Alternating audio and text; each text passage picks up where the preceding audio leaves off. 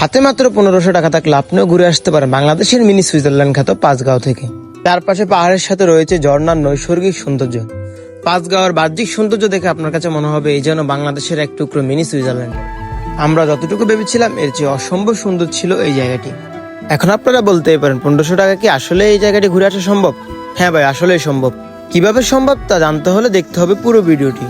লো বাজেটে এরকম অসংখ্য ট্রাভেল ভিডিও পেতে ফলো করুন travel from Chandpur and Ismi Sakib. Let's start. Netrokona চাইলে আপনি দুইভাবে যেতে পারেন, বাস কিংবা ট্রেন। আরামদায়ক ভ্রমণের জন্য আমাদের প্রথম পছন্দ ট্রেন। ট্রেনে যাওয়ার জন্য আপনাকে অবশ্যই চলে আসতে হবে কমলাপুর রেল স্টেশনে। ঢাকা থেকে প্রতিদিন রাত 10টা 15 মিনিটে হাওড়া এক্সপ্রেস নামে একটি ট্রেন নেত্রকোনার উদ্দেশ্যে ছেড়ে যায়। আদতে এই ট্রেন কখনো রাত 10টায় ছাড়ে না, সেটার প্রমাণ আপনারা একটু পরে দেখতে পাবেন। যেহেতু নেত্রকোনায় খুব বেশি টিকিট পাওয়া যায় না, তাই আমরা মোহনগঞ্জ সিলেক্ট করে টিকিট কেটেছিলাম। জনপ্রতি ভাড়া পড়েছিল 250 টাকা। যেহেতু আমরা আগে থেকে মোটামুটি জানি এই ট্রেন কখনো সময় মতো ছাড়ে না, তো আমরা স্টেশনে এসে অপেক্ষা করা ছাড়া আমাদের কোনো উপায় ছিল না।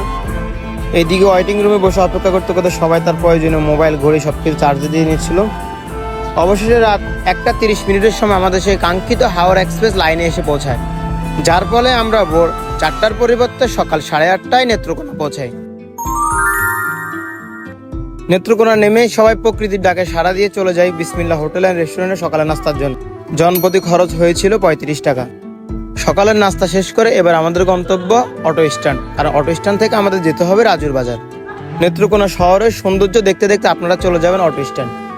সেখান থেকে একটি অটো নিয়ে চলে যাবেন রাজুর বাজার। রাজুর বাজার থেকে সিএনজি কিংবা বাইকের মাধ্যমে আপনাকে সারাদিনে ভ্রমণ করতে হবে।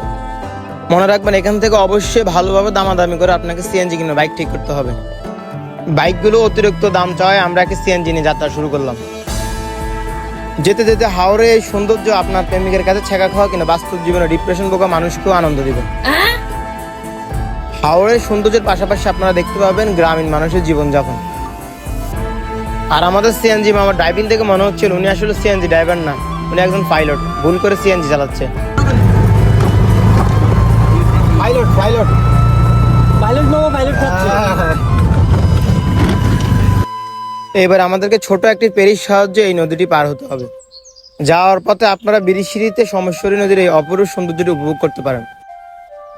ভিডিও দীর্ঘ হওয়ার কারণে চীনামাটির পাহাড় নিয়ে আরেকটা আলাদা পর্ব করব, তাই এই ভিডিওতে কিছু বলছি না, চলুন সামনে আগাই।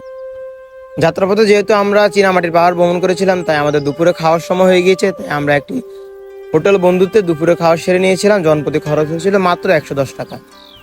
এবার আমাদের কাঙ্ক্ষিত গন্তব্য পাঁচগাঁও। আস্তে আস্তে আমরা প্রবেশ করতে শুরু করলাম। পাঁচগাঁও বা চন্দ্রডিঙ্গা পাহাড়ে যাওয়ার পথে আপনারা প্রায় 10 কিলোমিটার অংশ জুড়ে এরকম পাহাড়ের সৌন্দর্য উপভোগ করতে পারবেন। ওই যে দূরে যে পাহাড়টি দেখতে পাচ্ছেন সেটা হচ্ছে আমাদের কাঙ্ক্ষিত গন্তব্য চন্দ্রডিঙ্গা পাহাড় এবং পাঁচগাঁও। তো মাটির এই রাস্তা ধরে আমরা সামনে আগাচ্ছি, কারণ এই রাস্তা দিয়ে সিএনজি যাওয়া সম্পূর্ণ নিষেধ। পাঁচগাঁও চারপাশে পরিবেশ দেখে আপনার কাছে অবশ্যই মনে হবে এটি বাংলাদেশের মিনি সুইজারল্যান্ড। এই মুহূর্তে আমরা যে পাহাড়টিতে প্রবেশ করবো সেটি মূলত ভারতের অংশে অবস্থিত, তারপরে বাংলাদেশের মানুষ এখানে যেতে পারে। আমরা আস্তে আস্তে পাহাড়ের দিকে প্রবেশ করছিলাম, আর পাহাড়ের প্রবেশ পথে এরকম সৌন্দর্য দেখে মনে হচ্ছিল আল্লাহর কি সুন্দর সৃষ্টি। এদিকে আমি আপনাদের জন্য একটু ইন্ট্রো শুট করে নিচ্ছিলাম। ইন্ট্রো শেষ করা শেষে আমরা ঝর্ণার উদ্দেশ্যে রওনা দিলাম।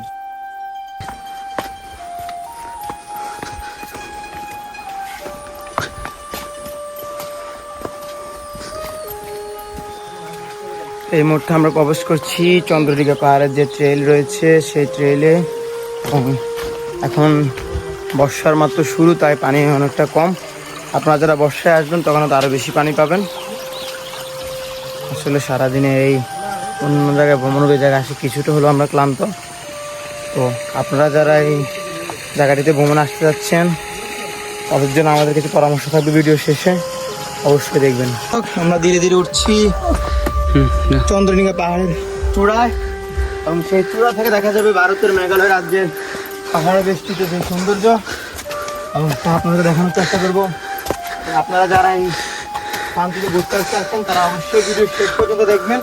আর শেষে আপনাদেরকে জানিয়ে দেবো আপনারা যারা চাঁদপুর তারা সারা দেশ থেকে কীভাবে সবচেয়ে কম খরচে এবং বাজেট ফ্রেন্ডলিভাবে এইসব সৌন্দর্য জায়গায় ঘুরতে আসতে পারেন, তাদের জন্য কিছু অ্যাডভাইস থাকবে এবং বিস্তারিত বর্ণনা থাকবে।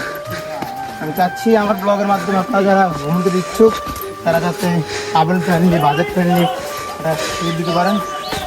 লো ব্যাটারি ব্লগের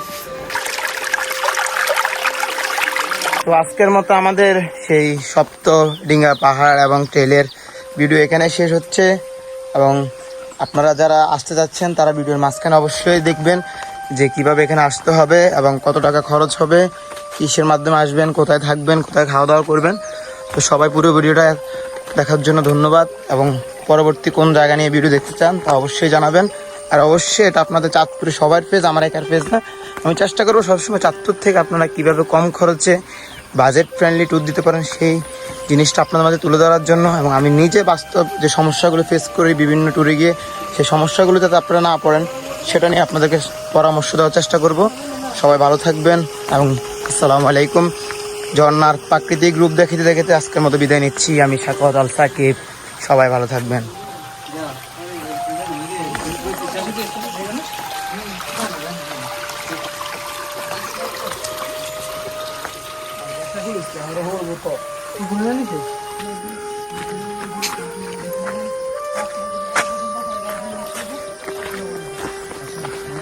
কানা নাচের উচ্ছেদ চোখে দেখতেছে না। আল্লাহ নবীজির নাম 2 টাকা দিয়া যান হচ্ছে। তো আপনারা চাইলে রাতেই ব্যাক করতে পারেন। রাতে ব্যাক করার জন্য আপনাদেরকে অবশ্যই চলে যেতে হবে মোহনগঞ্জ রেল স্টেশনে, কারণ নেত্রকোনা থেকে আপনারা ঢাকা ফেরার টিকিট পাবেন না। আর রাতে বেলা টিকিট নিয়ে কোনো প্যারা নেই, কারণ এই ট্রেনগুলোতে খুব বেশি যাত্রী থাকে না ঢাকায় ফেরার পথে। আপনারা চাইলে টিটিদের সাথে একটু বন্ধুত্বপূর্ণ সম্পর্ক তৈরি করে ট্রেনে চলে আসতে পারেন নামমাত্র মূল্য দিয়ে। এবং অবশ্যই মনে রাখবেন সেজন্য আপনাকে কমলাপুরের আগে খিলগাঁও নেমে যেতে হবে। তো এই ছিল আজকে আমাদের পুরো ভিডিও।